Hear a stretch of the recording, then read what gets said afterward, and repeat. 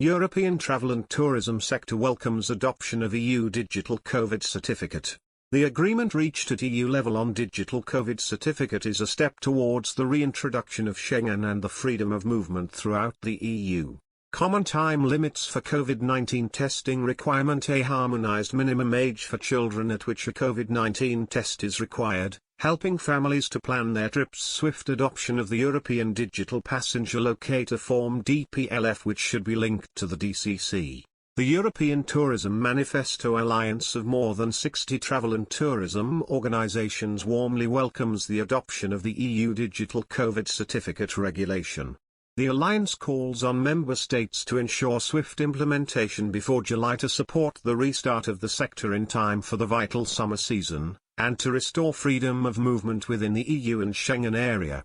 Less than 3 months after the publication of the Commission's proposal, the European Parliament's Libe Committee and the Council have approved the regulation on EU Digital COVID Certificate.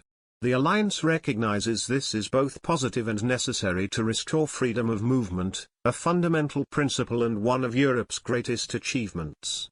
This tool will greatly facilitate cross-border travel, also allowing Europeans to reconnect with families and friends and do business in person after months of lockdowns and restrictions.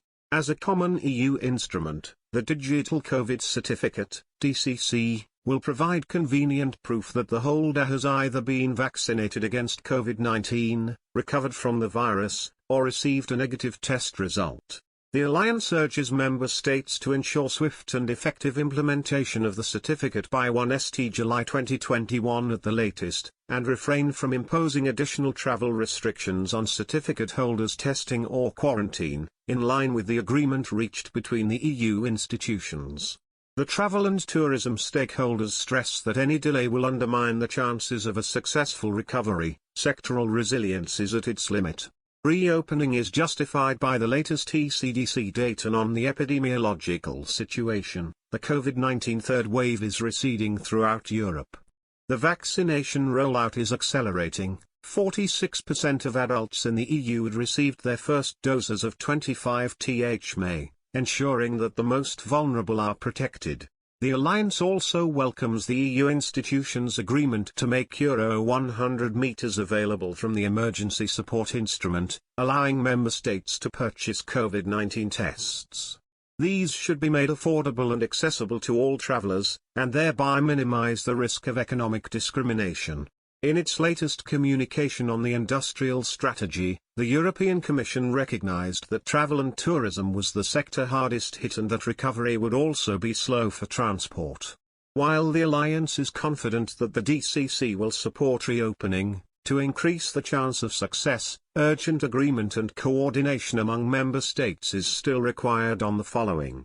Common time limits for COVID-19 testing requirements such as less than 24 hours prior for antigen test, less than 72 hours for PCR test, a harmonized minimum age for children at which a COVID-19 test is required, helping families to plan their trips, no additional requirements on transit passengers in transportation hubs, swift adoption of the European Digital Passenger Locator Form (DPLF), which should be linked to the DCC to improve efficiency when boarding passengers and avoiding long queues at transport hubs.